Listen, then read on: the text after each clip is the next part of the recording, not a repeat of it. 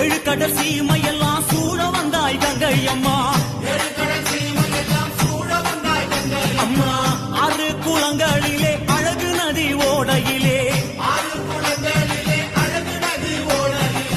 எரி குளங்களிலே எழுந்து விளையாட வந்தாய்.